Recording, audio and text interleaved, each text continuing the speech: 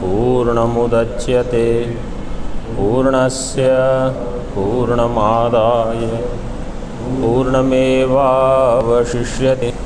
ओम शांति शांति शांति।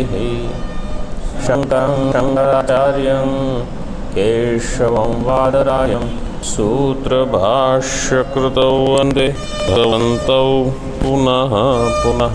ईश्वरो गुरुरात्मेति मूर्तिभेदविभागिने व्योमवज्रातदेहाय दक्षिणामूर्तये नमः। ओम शांति शांति शांति। अनुभूति प्रकाश में छांदोग्य उपनिषद के 7वें अध्याय पर विचार चल रहा है। 7वां अध्याय नारद जी को सनत कुमार का उपदेश है। सनत कुमार विद्या प्रकाश, ऐसा इसका अध्याय का नाम है। सनत कुमार विद्या प्रकाश। इसमें 5 श्लोक आरंभ करना है।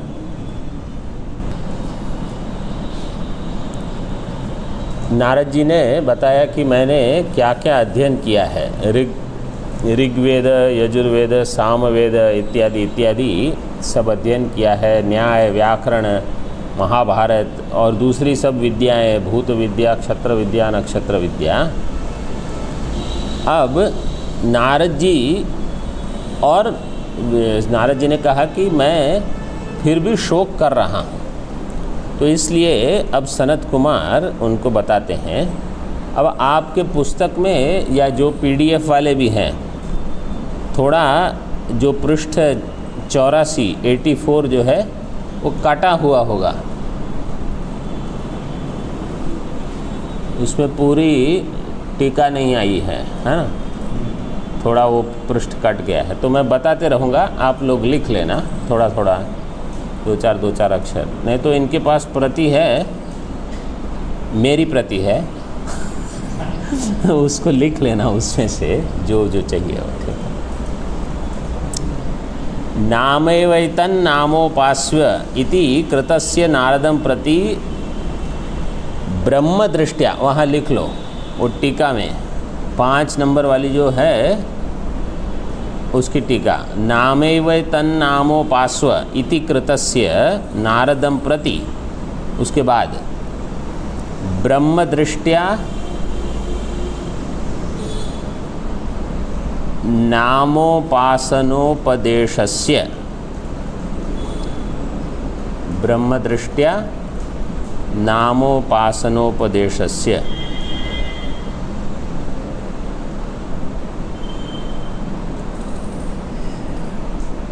तात्पर्य बाकी तो है, खाली उतनी थोड़ा थोड़ा जहाँ जहाँ है वो मैं बताते जाऊँगा। तो नाम, सनत कुमार कहते हैं तुमको केवल नाम ही पता है, मतलब शब्द पता है, शब्द का अर्थ तुमने नहीं समझा। इसलिए आप आरंभ करो यहाँ से कि नाम जो है वो ब्रह्म है, फिर धीरे धीरे ब्रह्म क्या है वो पता चलेगा। अब देखो ये श्लोक भी जो है उसको हम पढ़ते हैं, फिर थोड़ा चर्चा करेंगे इस पर। बहुग्रंथाभ्यासतस्ते महती शब्दवासना नाम ब्रह्मेत्युपास्वात् इति प्रोवाच तं गुरुः। बहुग्रंथाभ्यासतस्ते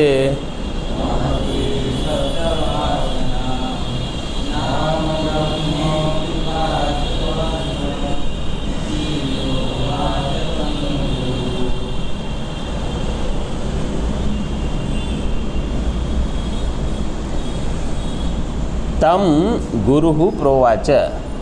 तम कम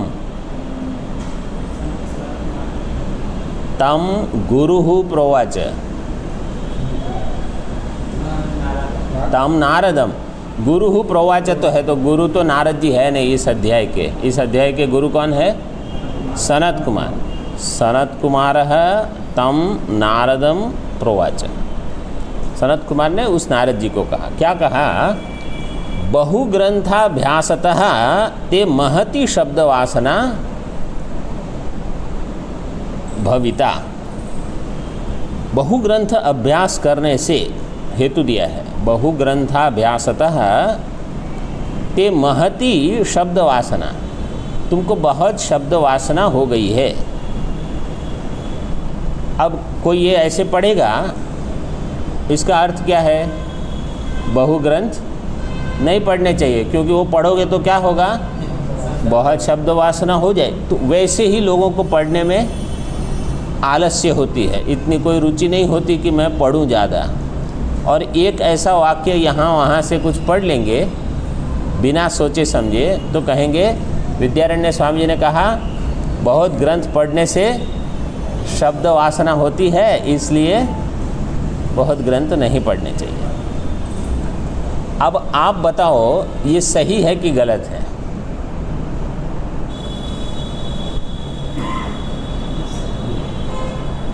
किसी को फ़ोन पे बताना है कि ये सही है कि गलत है।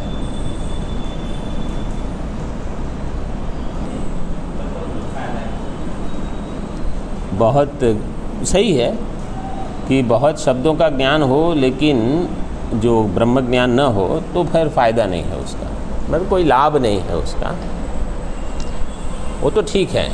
यहाँ इसको कैसे समझोगे?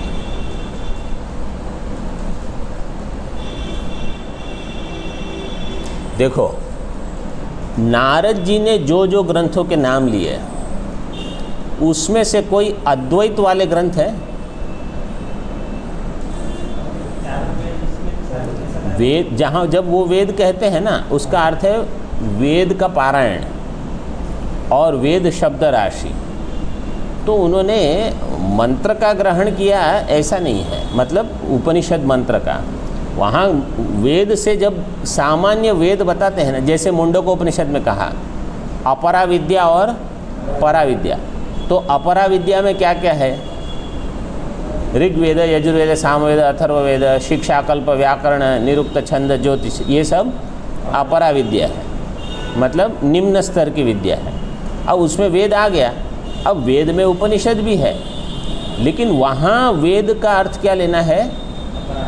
अपरा विद्या मतलब ये जो मीमांसा का हिस्सा है, कर्मकांड है, उपासना है, शब्द राशि है, पारायण कैसे करना, उदात्त, अनुदात्त, स्वरित, प्लुत, ये जो होते हैं ह्रस्व दीर्घ, इसका ज्ञान शिक्षा में जो आता है ना वो, और जो कल्प के लिए है, मतलब जैसे यज्ञ आदि करने हैं तो कैसे हवन की वेदी होनी चाहिए, क्या होना चाहिए, वो सब।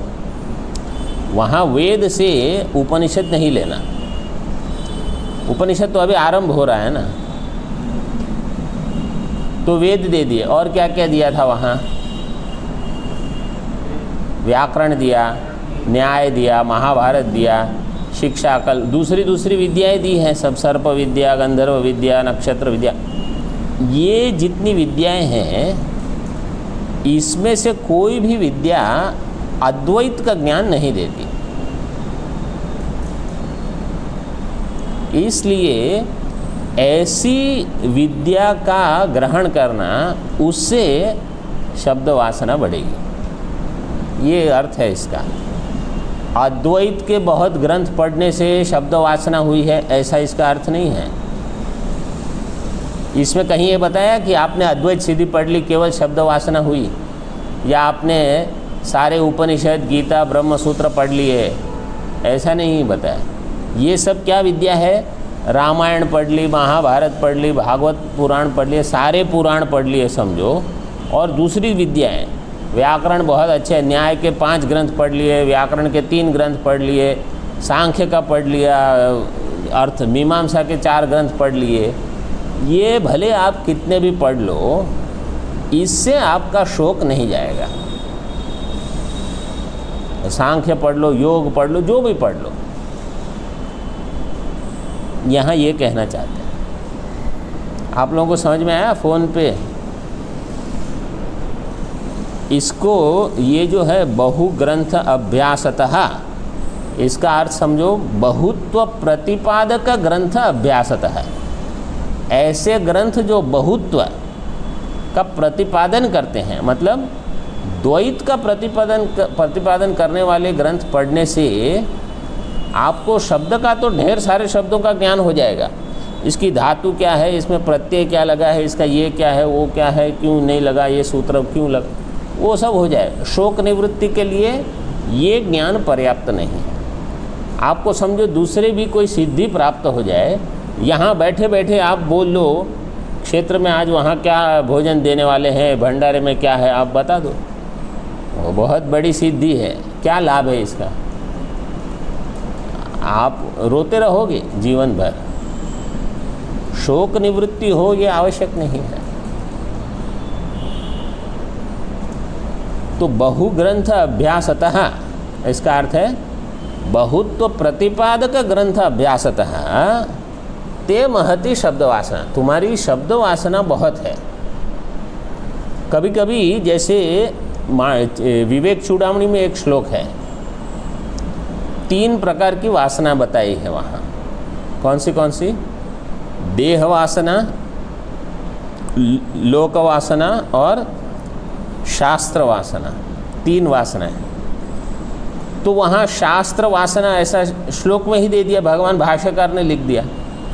अब शास्त्र वासना है और उसको देह वासना के साथ ही लिखा है, तो लोग शुरू हो जाते हैं, देखो ये जो बहुत पढ़ते हैं इनको क्या है, शास्त्र वासना है। देखो हम कितने अच्छे हैं, हम पढ़ते ही नहीं, हमको शास्त्र वासना नहीं है। शास्त्र वासना का अर्थ ये नहीं है।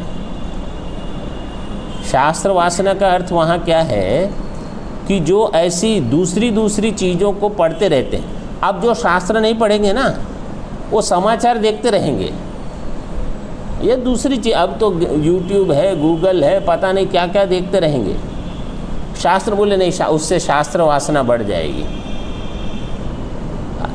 आपको देह वासना है, लोक वासना है, उसका आप खंडन नहीं करते। और शास्त्र वासना, वहाँ शास्त्र से क्या कहा है कि कोई ज्योतिष शास्त्र पढ़ने लगा, वो कोई और कुछ पढ़ रहा है अद्वैत को छोड़ के, उनको कहा जाता है कि भाई आप ये मत करो। और लोक वासना मतलब लोगों को प्रसिद्ध होने की तो बहुत वासना होती है, भले कुछ ना आता हो फिर भी मैं प्रसिद्ध हो जाऊं, मुझे लोग हार वगैरह पहनाए, मुझे मेरी प्रशंसा करें, ये तो सबको होता है। तो ये वासनाएं, इनको पहले हटाओ, देह वासना, लोक वासना। फिर शास्त्र में आप अद्वैत शास्त्र पढ़ते रहो, दूसरे छोड़ दो। फिर धीरे धीरे जैसे देह वासना कम हो जाए, मतलब भूख प्यास का भान न हो, ठंडी गर्मी का भान न हो, तभी आप कहो कि अब इतने शास्त्र पढ़ने की आवश्यकता नहीं रही। अब भूख प्यास तो जाते नहीं, ठंडी गर्मी तो बहुत लगती है, और शास्त्र छोड़ के बैठे हैं, अब क्या चिंतन होगा? देह का ही चिंतन होगा। तो शास्त्र तो तब तक पढ़ने चाहिए। आप देखो महाराज जी का जीवन, अब तक तो 4, कोरोना के पहले तक तो 4 पार्ट चलाते थे, फिर 3 हुए, अब 2 पार्ट चलाते हैं, वो बाद में भी 3 चलाए। लेकिन इतनी आयु तक इतने ग्रंथ पढ़ाते रहो, और मन जब केवल ध्यान में रहने के लायक हो जाए, तब आप शास्त्र को बाहर मत पढ़ाओ, अंदर चिंतन करते रहो, कमरे में भी अध्ययन करते रहो, कोई ना थोड़ी कहेगा। केवल ये है कि सारे शब्दों की आवश्यकता नहीं। जैसे समझो ये अध्याय है, 7वां अध्याय, तो इसमें पहले तो उपासनाएं वगैरह दी है, तो अभी आपको सब पढ़ने की आवश्यकता, आप केवल अंत के जो 4-5 खंड है इस अध्याय के, उसका चिंतन करो बस। लेकिन जब आपको पढ़ाना है तो आपको सारा पढ़ाना पड़ेगा। अब जैसे छांदोग्य में ही 8 अध्याय है, लेकिन पहले 5 का अध्ययन दूसरों के लिए करा सकते हो, अपने लिए का आवश्यक नहीं है। आप कहो मैं केवल 6, 7, 8 करूँगा तो भी ठीक है। कब? जब आपने पहले ही पढ़ लिया है, इतना सारा पढ़ा भी लिया है, पचा लिया है सब, तो अब आपको सबकी आवश्यकता नहीं। तो बहुग्रंथ अभ्यासतः मतलब जो ये द्वैत प्रतिपादक ग्रंथ हैं, चाहे वो न्याय हो चाहे वैशेषिक हो, सांख्य, क्योंकि ये सब द्वैत दर्शन है। और भागवत इतिहास पुराण जो भी पढ़ते, कहानियाँ बहुत अच्छी है, उससे आपका मन एक जगह लगा रहेगा। जैसे योग वाशिष्ठ भी पढ़ते हो, केवल हिंदी अनुवाद ही पढ़ते रहो, अच्छा है। दूसरी चीज़ों में मन लगने से अच्छा तो वो बहुत ही श्रेष्ठ है। और उसमें उपदेश भी रहता है, इन सारे ग्रंथों में ब्रह्म उपदेश भी होता है।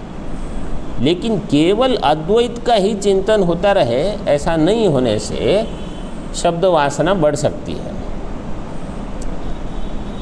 तो इसलिए गुरु उनको कहते हैं कि तुम नाम ब्रह्म की उपासना करो। नाम ब्रह्म इति अतः उपास्व, ऐसे तुम उपासना करो, ऐसे सनत कुमार ने नारद जी को बताया।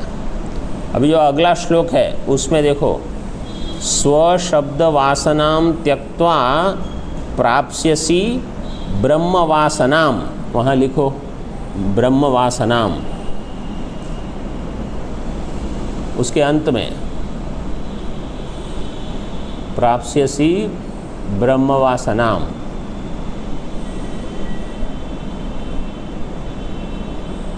दूसरी पंक्ति है स्वामी जी, इनको बताओ कौन से इसमें।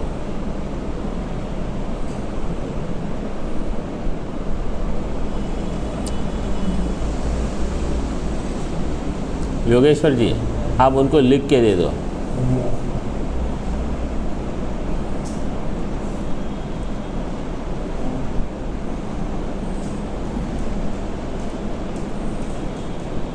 और दूसरी पंक्ति है पश्चात ब्रह्मण आत्मत्वम वक्ष्यामीति गुरोर्मति ही। वक्ष्यामीति के बाद गुरोर्मति ही। दूसरी पंक्ति में, पहली पंक्ति में ब्रह्म वासनाम, दूसरी पंक्ति गुरोर्मति ही।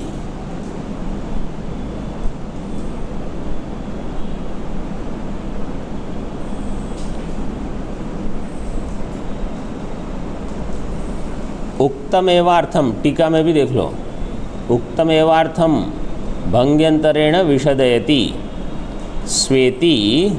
उसके बाद स्वस्य नारदस्य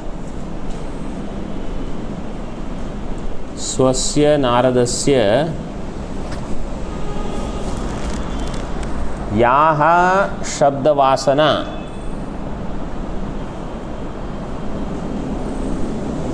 वासना शब्द तो है केवल, याह शब्द वासना बाकी दिया है, ताम इत्यर्थः। स्वस्य नारदस्य याह शब्द वासना, शब्द, बस वासना शब्द तो वहाँ लिखा ही है, ठीक है।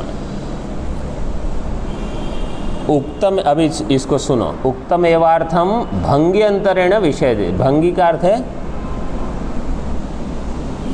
एक कहने का ढंग, कहने का तरीका,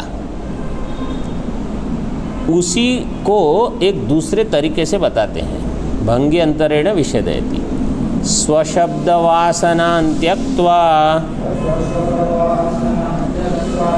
प्राप्स्यसि ब्रह्म वासनाम् पश्चात् ब्रह्मण आत्मत्वं वक्ष्यामीति गुरोर्मतिः स्वशब्दवासनान् त्यक्त्वा प्राप्स्यसि ब्रह्म वासनाम् पश्चात् ब्रह्मण आत्मत्वं।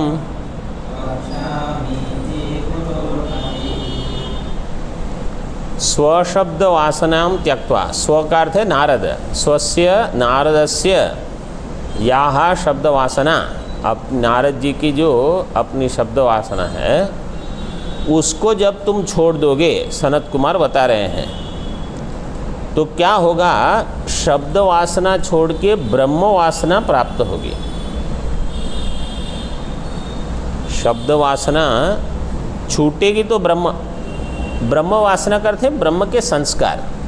आत्मबोध में भी एक श्लोक है, वहाँ भाष्यकार ने ब्रह्म वासना शब्द दे दिया है, मतलब ब्रह्म के संस्कार। जैसे आप देखो, किसी किसी को बढ़िया बढ़िया भोजन की वासना होती है, उनको साधारण भोजन मिल जाए ना, फिर उससे तृप्ति नहीं होगी, फिर और कुछ चाहिए, अब वो चाहिए। नहीं तो भोजन भी जो रहेगा, बाकी सभी लोग जो भोजन खाते हैं तो नहीं, उसके ऊपर फिर अलग से तड़का मारेंगे, ऊपर कुछ और डाल के फिर अलग पका के अपनी खिचड़ी खाते हैं अलग से, वो सामान्य नहीं खाएंगे। लेकिन इसमें क्या है, इसमें कुछ स्वाद ही नहीं है। तो ये भोजन की वासना है। इसी प्रकार अलग अलग वासनाएं होती। किसी को रूप की वासना, मुझे अच्छी अच्छी चीज़ देखनी है, तो कमरे में फिर ऐसी ऐसी चीज़ रखते जाओ। क्यों? क्योंकि उसके बिना ऐसा लगता है कि ये क्या है, कमरा केवल 4 दीवारी है। तो ऐसी ऐसी चीज़ें इकट्ठी करते रहते हैं, तो कुछ ना कुछ वासनाएं होती है। ये सारी वासनाओं को हटाकर ब्रह्म वासना इकट्ठी करो। फिर जब उसके संस्कार दृढ़ हो जाएंगे, पश्चात ब्रह्मणः आत्मत्वं वक्ष्यामि इति गुरोः मतिः। गुरु उनको समझा रहे हैं कि गुरोः मति का अर्थ है गुरु की समझ क्या है, गुरु का ज्ञान क्या है। मतलब गुरु क्या बताना चाहते हैं कि जब ब्रह्म वासना हो जाए, फिर मैं तुमको ब्रह्म का आत्मत्व बताऊंगा। मतलब आत्मा का ब्रह्मत्व या ब्रह्म का आत्मत्व, कि वो ब्रह्म तुम ही हो। जब तक ब्रह्म की वासना नहीं हुई, दूसरी वासनाएं हैं, उनको तत्वमसि उपदेश देने से कोई लाभ नहीं है। तो देखो, इस अध्याय और पूर्व अध्याय में भेद देख सकते हो आप। पूर्व अध्याय में कोई उपासना का प्रकरण ही नहीं, इसमें बहुत सारी उपासनाएं बताई गई। एक दूसरा, पूर्व अध्याय में पहले कहा गया सदैव सौम्य इदमग्र आसीद एकमेवा द्वितीयम, मतलब पहले जो ब्रह्म है वो बता दिया, फिर उससे सृष्टि बताई।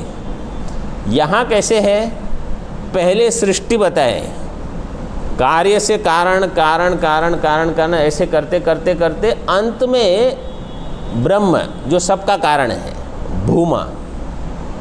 छठे अध्याय में कैसे कहा, पहले कारण बता दिया, फिर कार्य बताया। देखो, मतलब प्रक्रिया अलग अलग प्रकार की है। उसका कारण क्या है, अधिकारी अलग अलग होते हैं। किसी अधिकारी को सीधे उपदेश से समझ में आ जाएगा, किसी को समझ में तो आ जाए, लेकिन ये जो तरति शोकम आत्मवित्त वाला जो है ना, कि सोहम भगवत शोचामी, कि अभी मेरा शोक गया नहीं है। क्यों? क्योंकि अभी मुझे कहीं कहीं कुछ कमी लग रही है मुझ में। अब जैसे आप किसी को पूछो, आप वेदांत अध्ययन कितने साल से कर रहे हो? बोले 5 साल से कर रहा हूँ। कुछ समझ में आया? बोले थोड़ा थोड़ा समझ में आ रहा है, अपने आप को मैं अभी ब्रह्म नहीं जानता। क्यों नहीं जानते? ओ पता नहीं। फिर कुछ बोल देंगे, अपरोक्ष ज्ञान नहीं हुआ है, और कुछ भी उत्तर दे दो। कहने का अभिप्राय ये है कि अभी आपको ये नहीं लग रहा कि मैं ब्रह्म हूँ, जबकि आप ब्रह्म हो, ये हकीकत है। ये वास्तव प्रमाण का अर्थ यही है कि वो आपको ये बता देगा कि ये ऐसा है। अब चाहे आप स्वीकार करो या ना करो, आपको लगता हो या न लगता हो, ये बात अलग है। समझो किसी को आपने कह दिया आप राजा हो। कैसे पता चला? क्योंकि जो पहले वाले राजा थे, उनके मंत्री ने कहा कि राजपुरुष के ये लक्षण हैं, राजा का लड़का गुम गया है और ये लक्षण इसमें दिख रहे हैं, इसलिए ये राजा है। अब जो मंत्री ने कहा वो आप्तवाक्य है। अब आप कहो कि नहीं नहीं, मुझे तो नहीं लग रहा कि मैं राजा हूँ, तो आपको उसके लिए प्रयत्न करना होगा। वास्तविकता तो यही है कि आप राजा हो। राजा का पुत्र कहीं गुम गया था, ये कहानी आती है, भगवान भाष्यकार ने दी है, शायद छांदोग्य के 6ठे अध्याय में ही है, टीका में, भाष्य में देख लेना। तो अब राजा हो ये तो है, अब आप कहो कि नहीं लेकिन मेरे कपड़े तो ऐसे, अरे कपड़े तो कपड़े बदलने पड़ेंगे आपको। राजा हो ये हकीकत है, वैसे मैं ब्रह्म हूँ ये हकीकत है। अभी आपका ध्यान कपड़े पर है या शरीर पर है, और आप कहो कि देखो ब्रह्म को तो शरीर है नहीं, मेरा तो शरीर है, बोले आपका शरीर है ये आपकी भ्रांति है।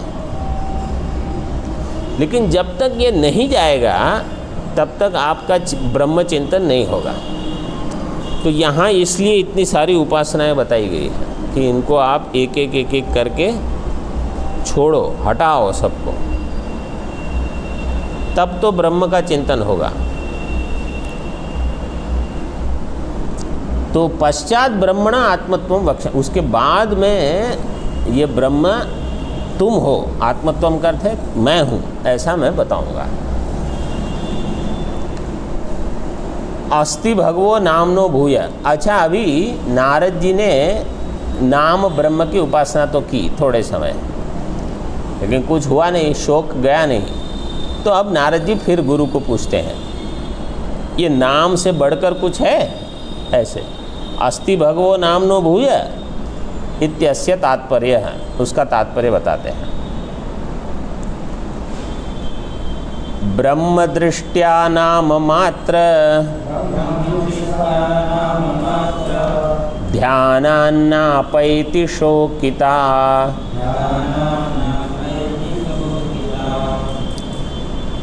शोकिता लिखो वहाँ।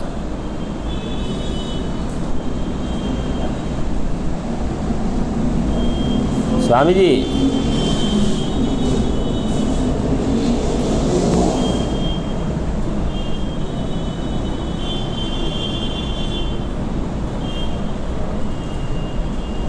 इत्यभिप्रेत्य नाम्नो स्मात् दधिकं पृष्टवानसौ। हाँ, वहाँ पृष्टवानसौ।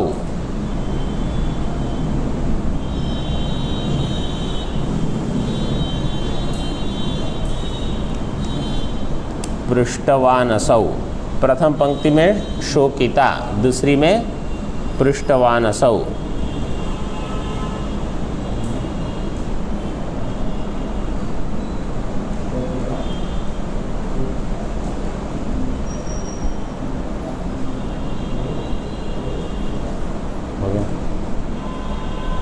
ब्रह्म दृष्ट्या नाम मात्र ध्यानान्नापैति शोकिता इत्यभिप्रेत्य नाम्नोस्मा दधिकं पृष्टवानसौ।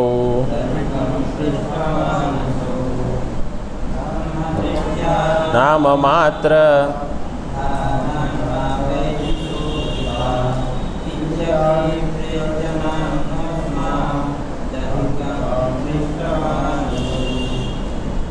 ब्रह्मदृष्ट्या नाम मात्र ध्यानात् शोकिता न अपैति। अपैति का अर्थ है अपगच्छति। शोकिता, शोक जो था, शोकत्वम, वो गया नहीं। ब्रह्म दृष्टि से नाम मात्र ब्रह्म है, इस प्रकार चिंतन करने के बाद भी, मतलब सारे नाम ब्रह्म है। पुष्प ये ब्रह्म है, नाम ब्रह्म है, वस्तु नहीं, नाम ब्रह्म है। जो जो वाणी का व्यापार है सब ब्रह्म है। इतना तो चिंतन कर लिया, लेकिन शोक नहीं गया। अभी हमारा तो वही नहीं हुआ है। इति अभिप्रेत्य, इतना देख करके समझ करके, असौ पृष्ठवान, नारद जी ने अभी पूछा, नाम्नः अस्माद् नाम्नः अधिकम, ये नाम से अधिक कुछ है?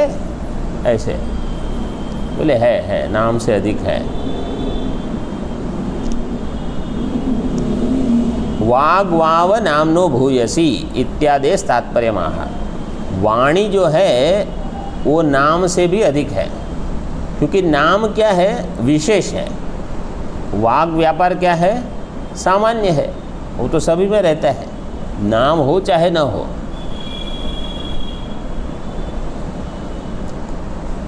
तो अभी उसका तात्पर्य बताते हैं। अगला श्लोक जो है उसमें भी लिखते रहना। हाँ, मैं श्लोक पाठ करूँगा, जो शब्द अधिक है उसको लिखना है आपको।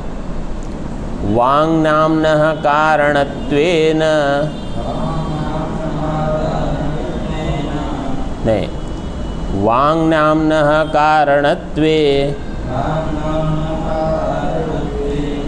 नाधिकेति ब्रह्मदर्शनम। ब्रह्मदर्शनम है ना वहाँ, हाँ, उसको ब्र लिखा है, ब्रह्मदर्शनम करो।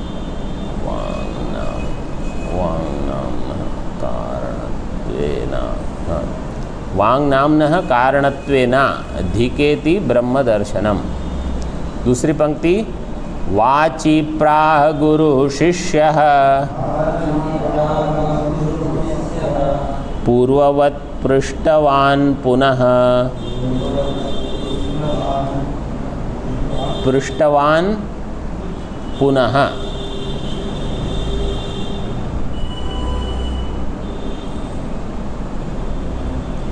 इसका साथ में पाठ करते हैं अभी। वांग नाम्नः कारणत्वेन धिकेति ब्रह्मदर्शनम, वाचि प्राह गुरु शिष्यः पूर्ववत् पृष्टवान् पुनः। उसको एक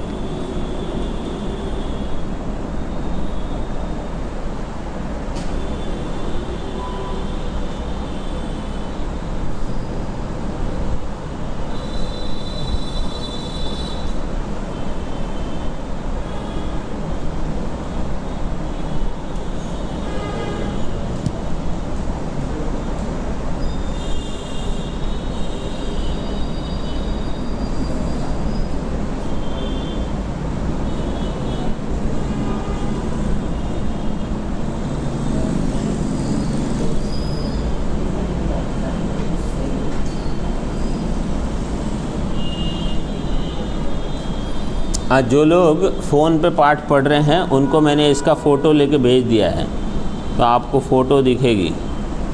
मिली सबको?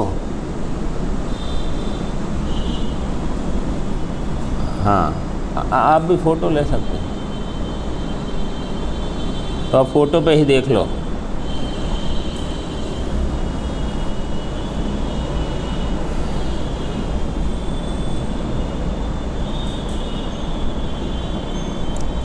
अभी कोई पूछेगा आपको ये पहले क्यों नहीं सूझा फ़ोटो लेने का, तो इनको सबको भी लिखने की आवश्यकता नहीं, फ़ोटो आप भी फ़ोन हो तो फ़ोटो ले लो बस।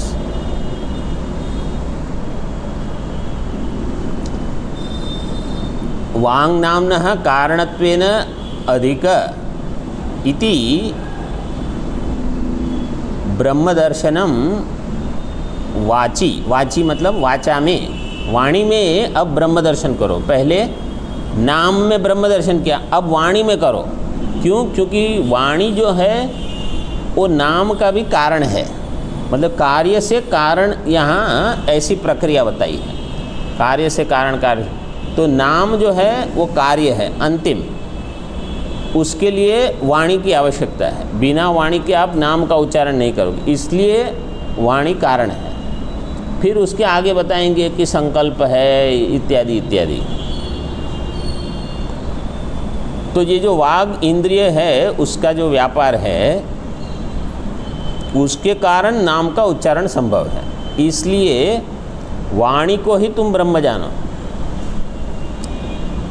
वाची ब्रह्म दर्शनम प्राह गुरुहु, गुरुहु वाची मतलब वाचा में ब्रह्म दर्शन गुरु ने बताया।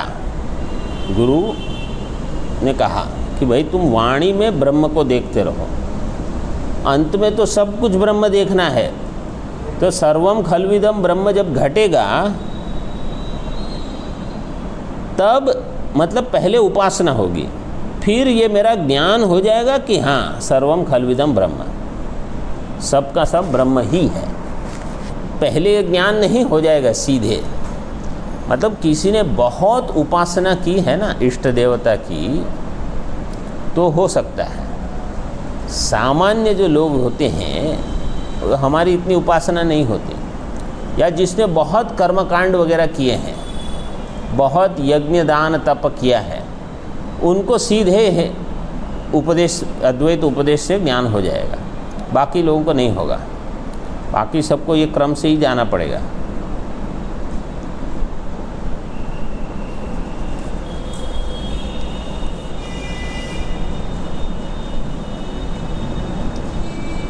शिष्य पूर्ववत पुनः पृष्ठवान, अब इतनी उपासना की, वाणी को ब्रह्म समझ लिया। फिर नारद जी ने फिर से पूछा, क्यों? क्योंकि शोक निवृत्ति नहीं हुई, इसलिए।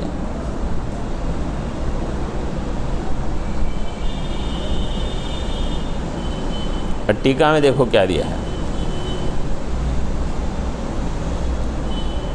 नामनः कारणत्वेन।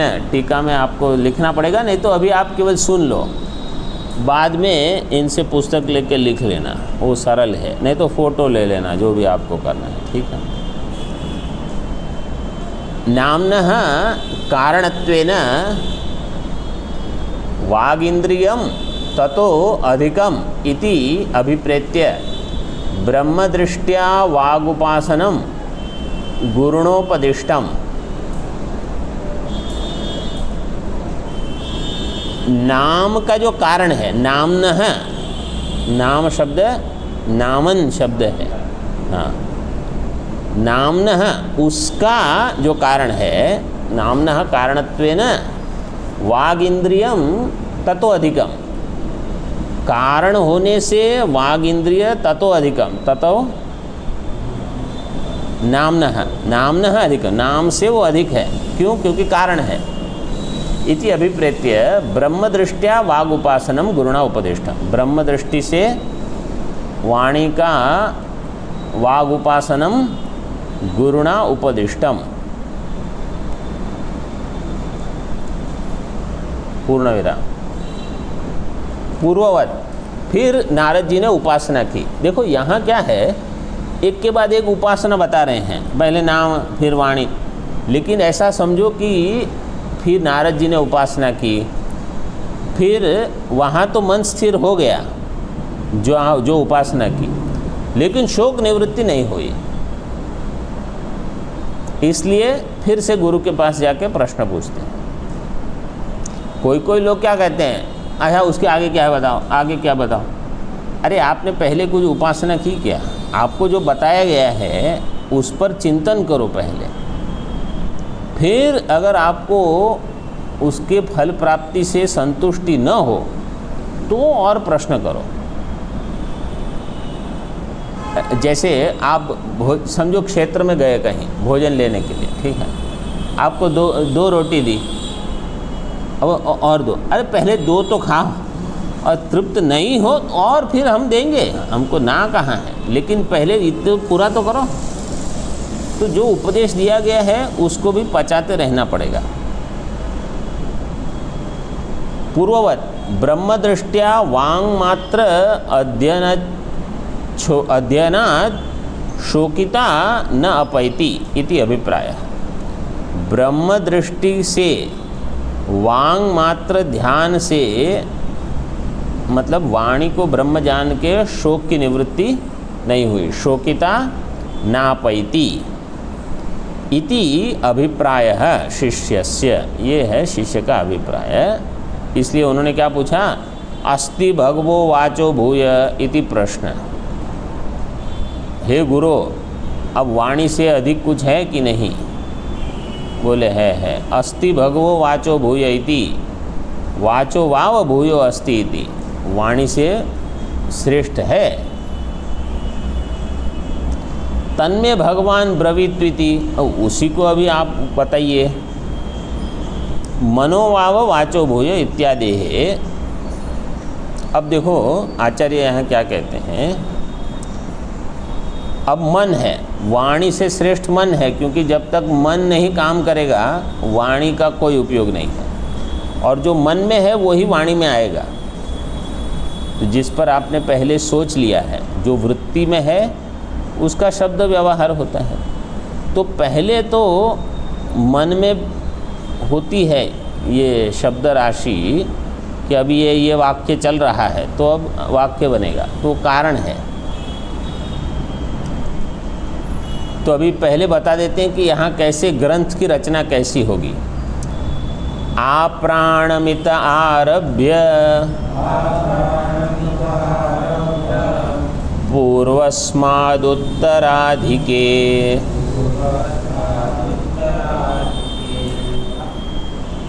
धिके प्रवर्तते शिष्य गुर्वोः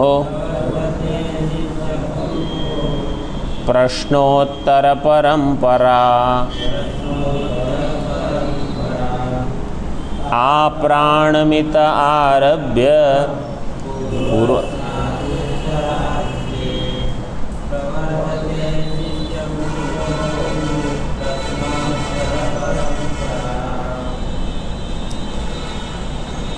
अभी इस ग्रंथ में कैसा है, पहले नाम, फिर वाचा, फिर मतलब वाक, फिर मन, ऐसे करते करते करते आशा तक लेके जाएंगे। फिर आशा से श्रेष्ठ है प्राण। तो पहले तो एक के बाद एक बढ़ते जाएगा, फिर थोड़ा विवरण प्राण पे अधिक है। प्राण मतलब हिरण्यगर्भ। तो इन सब का कारण हिरण्यगर्भ है, वहाँ तक ले जाएंगे। फिर नारद जी पूछेंगे ही नहीं कि भाई प्राण हिरण्यगर्भ से अधिक क्या है, क्योंकि हिरण्यगर्भ तो श्रेष्ठ है ही, ब्रह्मा। तो वहाँ वो रुक जाएंगे। फिर सनत कुमार कहेंगे कि अरे आपने पूछा नहीं आगे, हमेशा तो आप पूछते रहते हो इससे अधिक क्या है, इससे अधिक क्या है, इससे अधिक क्या है, अभी आपने पूछा नहीं। तो अब गुरु का कर्तव्य है कि शिष्य ये ना समझ ले कि मैं तो तृप्त हो गया, सारा ज्ञान हो गया है। तो अब वो खुद बताते हैं कि भाई इसको अधिक मत जानो, इससे भी अधिक है कुछ। उसको जानने वाला जो है वही श्रेष्ठ है, इसके बारे में जो बोलने वाला है वही श्रेष्ठ वक्ता होगा। तो नारद जी फिर पूछेंगे कि अच्छा तो वो क्या है, फिर बोले वो तो सुख है।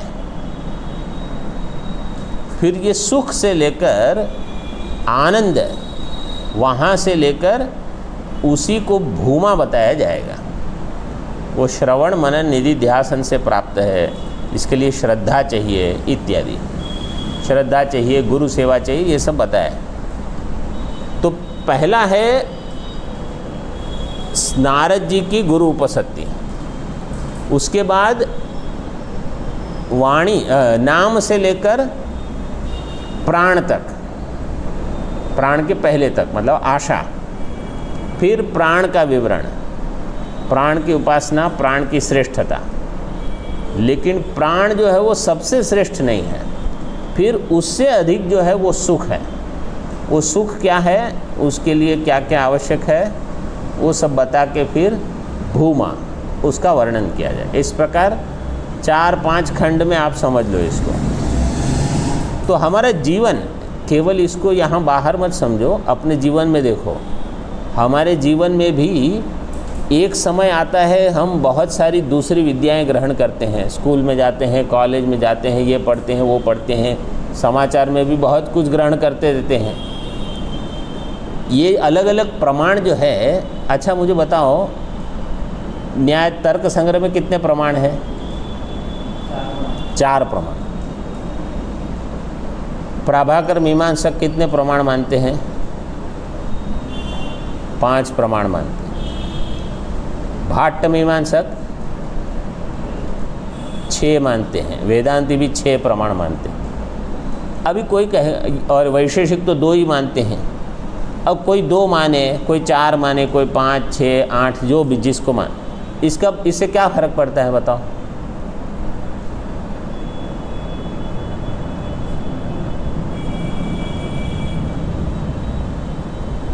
देखो ये चीज़ है ना, ये पुस्तक में ये नहीं रहेगा। ये सब आपको चिंतन करना पड़ेगा। समझो किसी ने 2 ही प्रमाण माने, किसी ने 4 प्रमाण, कोई 5, कोई 6, कोई 8, जो भी मानते हैं। समझो हम अपने जीवन में 2 ही प्रमाण मानेंगे, तीसरा प्रमाण नहीं मानते। मैं कहूँगा मैं केवल प्रत्यक्ष अनुमान बस। कोई कहेगा नहीं मैं उपमान भी मानूंगा, कोई शब्द मानता है, कोई अर्थापत्ति, कोई अनुपलब्धि, ऐसे। जितने प्रमाण आपके अधिक होंगे उतना प्रामाणिक ज्ञान आपको अधिक होगा।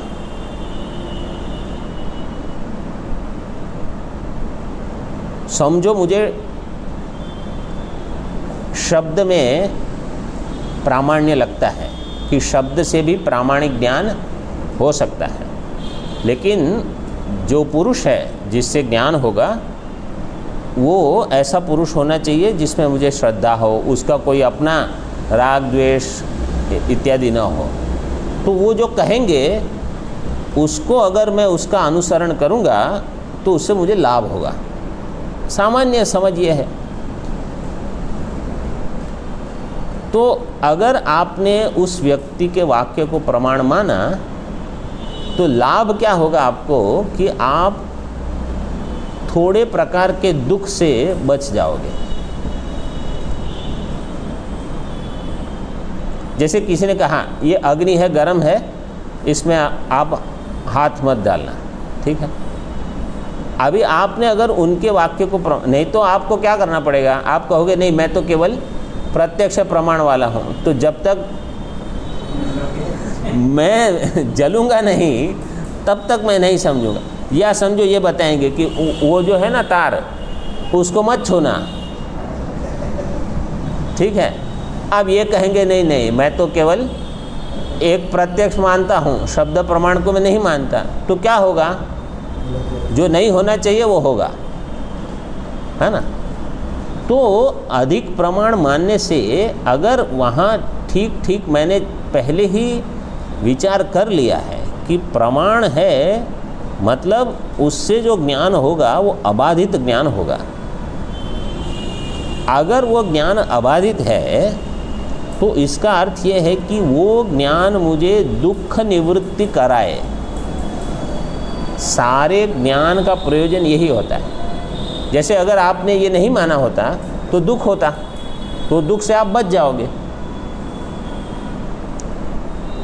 तो अधिक प्रमाण होने से प्रामाणिक ज्ञान आपके पास अधिक है, उस ज्ञान की पूंजी से आप शोक को दूर रख सकते हो। तो यहाँ ये सब जो चर्चा है ना, इन सब में उपासना करने से मुझे क्या लाभ होगा, तो अगर आप इस प्रकार की उपासना करोगे तो आप खुद देखोगे क्या लाभ होगा। ये प्रामाणिक मान के अगर आप करते हो तो इसका आपको लाभ है। ऐसे तो ये कल मैं सोच रहा था कि प्रमाण अधिक मानने से क्या होता है। समझो मुझे ज्ञान अधिक हो गया, हमको ज्ञान चाहिए कि दुख निवृत्ति चाहिए, हमारा प्रयोजन तो दुख निवृत्ति, तो ज्ञान का दुख निवृत्ति से संबंध भी जुड़ना चाहिए कहीं ना कहीं। क्योंकि अगर वो व्यर्थ ज्ञान है जिसका कोई उपयोग नहीं, जैसे अभी यहाँ कोई हॉर्न बजा रहा है, ठीक है, अब कौन सी गाड़ी ने बजाया, अब वो ज्ञान से मुझे क्या लाभ है। हाँ, अगर मैं नीचे हूँ और मैं खुद गाड़ी चला रहा हूँ तो मुझे आवश्यक है कि भाई कौन, ये आवाज़ कहाँ से आ रही है। तो ऐसी हर एक चीज़ का ज्ञान कहीं ना कहीं मेरे जीवन में लाभदायक हो, और लाभ क्या है कि दुख की निवृत्ति हो, और क्या लाभ है। इसीलिए लोग ज्ञान इकट्ठा करते हैं और उसके प्रामाण्य को भी देखते रहते हैं कि ये कितना सही है कितना गलत है। जैसे किसी ने आपको कुछ कहा तो पहले आप नहीं स्वीकार करोगे, आप उसकी परीक्षा करोगे। आप परीक्षा करने के बाद आपने देखा अच्छा इन्होंने कहा ये सही निकला, दूसरी बार परीक्षा करोगे, तीसरी बार, चौथी बार आप कहोगे अब परीक्षा करने की ज़रूरत नहीं है, इन्होंने अगर कहा है तो सही होगा। तो ये उपासनाएं हैं ना, ये ऐसे जब हम करेंगे तो हमको समझ में आएगा कि हाँ इसका लाभ है। चाहे आप ये उपासना करो चाहे दूसरी, ये सारी है ना, इनको कहा जाता है प्रतीक उपासना।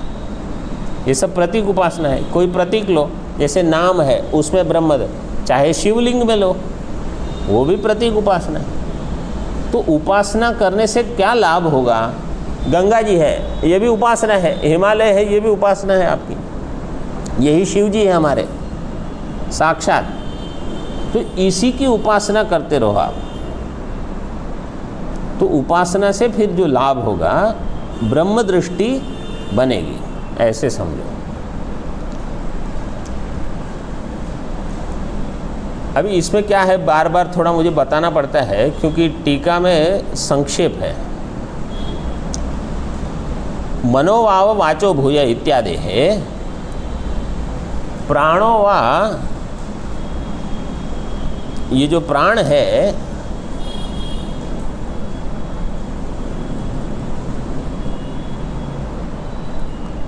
आशाया भूयान इत्यन्तस्य प्रश्नोत्तर पुंजस्य तात्पर्यमाह।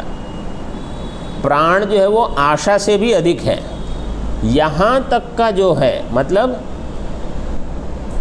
पहले नाम, फिर वाणी, फिर मन, वो करते करते करते आशा, फिर प्राण, वहाँ तक का जो प्रकरण है उसके पूरे प्रश्नोत्तर का तात्पर्य बता दिया। आ प्राणम इत आरभ्य, प्राण तक, आ प्राणम इत आरभ्य, इत आरभ्य मतलब यहाँ से आरंभ करके प्राण तक, पूर्वस्माद उत्तराधिके, पूर्व से उत्तर, उत्तर जो है वो अधिक है। पहले पहले जो है उससे बाद वाला जो है वो अधिक है। अधिक क्यों? कारण होने से। अधिके प्रवर्तते शिष्य गुरुवो हो प्रश्नोत्तर परंपरा, शिष्य गुरुवो हो प्रश्नोत्तर परंपरा प्रवर्तते। गुरु शिष्य की जो प्रश्नोत्तर परंपरा है, मतलब शिष्य पूछते रहेंगे इससे अधिक क्या है, गुरु बताते रहेंगे ये है, उसकी ब्रह्म दृष्टि से उपासना करो, फिर और कुछ बताएंगे, फिर उपासना करो। ऐसे धीरे धीरे उपासना बढ़ती जाएगी।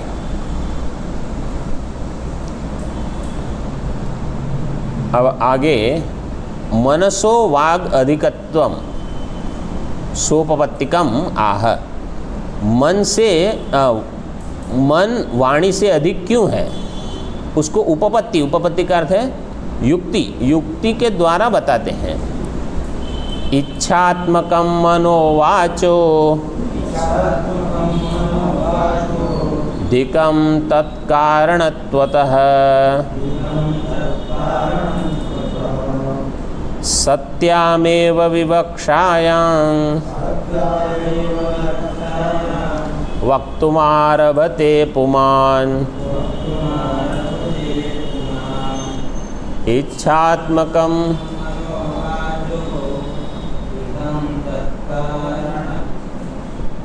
सत्यामेव विवक्षायां वक्तुमारभते पुमान्।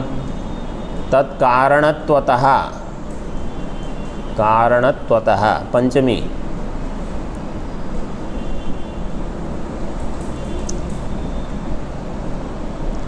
मन जो है वो कैसा है, इच्छात्मक है। मन में इच्छाएं होती है।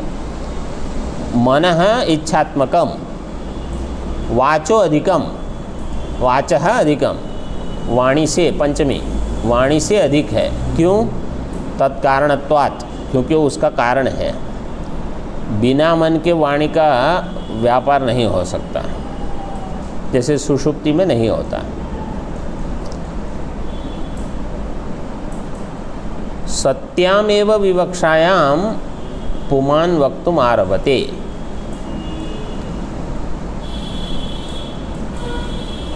विवक्षायां सत्याम, विवक्षा मतलब वक्तुम इच्छा। देखो, वाणी के लिए वक्तुम और इच्छा के लिए मन। वक्तुम इच्छा जब हो फिर आप वाणी का प्रयोग करोगे। तो विवक्षायाम सत्याम वक्तुम आरभते पुमान्। पुरुष जो है वो वाणी का प्रयोग तब करेगा जब उसको इच्छा होगी। जैसे पाठ चल रहा है हमारा, ठीक है, अगर मुझे बोलने की इच्छा नहीं हो और तो पाठ कहाँ चलेगा। लेकिन अगर मेरी इच्छा है कि नहीं बोलना है तो ब्रह्म के बारे में बोलना है, शास्त्र के बारे में बोलना, तो ये इच्छा अगर होगी तो ये करोगे। और दूसरे व्यवहार में भी समझो आपको कुछ और बोलने की इच्छा है, किसी से बात करें, आप फ़ोन करो और लगाते रहो गप्पे, घंटों भर करते हैं लोग बात। क्या तात्पर्य क्या है? वो कुछ नहीं। अगला श्लोक भी कर लेते हैं। संकल्प वाव मनसो भूयानि, और मन से भी श्रेष्ठ है संकल्प। संकल्प्येदं सम्यगिति तदिच्छति पुमांस्ततः। संकल्पो हेतुरिच्छायाश चित्तं संकल्प कारणम। संकल्प्येदं सम्यगिति तदिच्छति पुमांस्ततः। संकल्पो हेतुरिच्छायाश चित्तं संकल्प कारणम। देखो अभी इच्छा कब होगी? जब संकल्प होगा। संकल्प इच्छा से भी सूक्ष्म है। तो पहले इच्छा हो, उसके बाद वाणी का व्यापार, फिर उसमें नाम आएगा। लेकिन इच्छा के लिए क्या चाहिए? संकल्प। संकल्पो हेतु इच्छाया, इच्छाया हेतु कहा संकल्प। इच्छा का हेतु क्या है? संकल्प। और संकल्प का हेतु क्या है? संकल्प कारणम किम? चित्तम। चित्त जो है वो उसका भी कारण। चित्त मतलब जो संस्कार राशि है हमारी, उसी से। अच्छा, संकल्प का अर्थ क्या है? अभी आप केवल संकल्प का अर्थ लिख लो, बाद में अगले पाठ में इसका चिंतन करेंगे। संकल्प का अर्थ है समीचीनत्वम। समीचीनत्वम, यह है संकल्प का अर्थ। समीचीन मतलब ये बहुत बढ़िया है, ये चाहिए मुझे, ये है संकल्प। ओम पूर्णमदः पूर्णमिदं पूर्णात् पूर्णमुदच्यते पूर्णस्य पूर्णमादाय पूर्णमेवावशिष्यते। ओम शांति शांति शांति। शंकरं शंकराचार्यं केशवं बादरायणं सूत्रभाष्यकृतौ वन्दे भगवन्तौ पुनः पुनः। ईश्वरो गुरुरात्मेति मूर्तिभेदविभागिने व्योमवद्व्याप्तदेहाय दक्षिणामूर्तये नमः। ओम शांति शांति शांति।